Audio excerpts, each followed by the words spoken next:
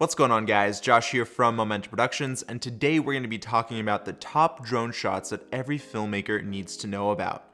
Now, with these drone shots, it's important to understand that location means a lot. For example, I shot on a dried up lake bed, a private beach, and a very high cliff. So these shots were able to give off that epic / cinematic vibe. So not only is execution very important, but you should also know that location plays a huge role. Now, before you watch the rest of this video, I do strongly suggest that you check out this tutorial here because it will show you how to properly execute these shots. Let's start off simple with an establishing or reveal shot. All we have to do is just make the drone fly straight. You can either have the subject in your shot walk in opposition or with the same direction as the drone's flight path. For this first shot, we have a couple walking towards the drone. So as the drone flies forward, the couple is walking towards it. Now, if you notice, the drone is starting off pretty far back. We don't see the couple until the drone flies over the bushes.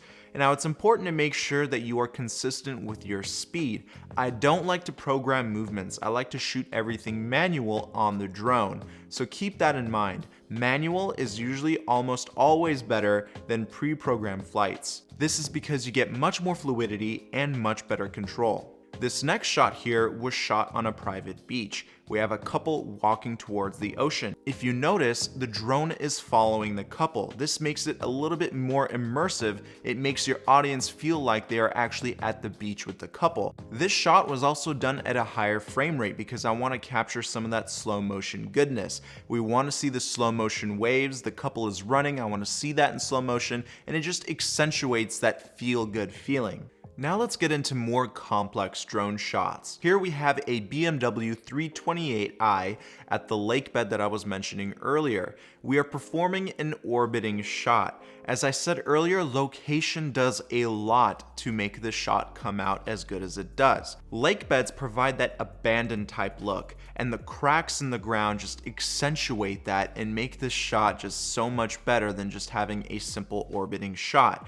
Now, if you notice in this shot particularly, we have the driver of the BMW moving forward as the drone surrounds it. It orbits it. This is the type of shot that you are going to see in a lot of car commercials, and believe it or not, the driver was only going about 35 or 40 miles per hour. Probably not even that fast. So you don't have to have a lot of speed to capture this shot. And it's also a good idea to capture some of the dirt being flown into the air from the tires.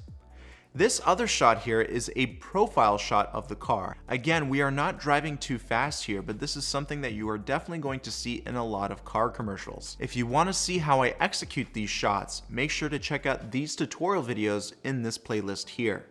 And now for one of my most favorite drone shots. This was shot right on top of a cliff, overlooking a beautiful beach. Not only is this an epic shot because of the height, but the colors and the scenery just add that wow factor to this whole entire clip. As the drone was backing out, it was also adding a nice little turn. So at the end of the clip, the couple stopped being the subject. It was all about the background. And this is how you create an epic drone shot. When you're at these kinds of locations, it's also important to get as much footage as possible. So keep shooting as much as you can. So I tried to shoot more with this couple on this cliff, and I tried to do a pullback shot. It's a lot simpler, but it's a good B-roll shot to have in case the other shots don't come out. By now, I'm sure you probably know that I don't like static shots, especially with drones. Incorporate a lot of movement, not with only the drone itself, but with the subject too. Don't keep things so stale. Keep everything moving. So this has been some of my favorite drone shots. I hope this video has helped you out in understanding why I chose to perform these shots and how it can add a lot of cinematic elements to your footage. Don't forget to give this video a big like, share with your friends, and subscribe to my channel with notifications on. I can't wait to see what you create, and I'll talk to you soon. Bye-bye.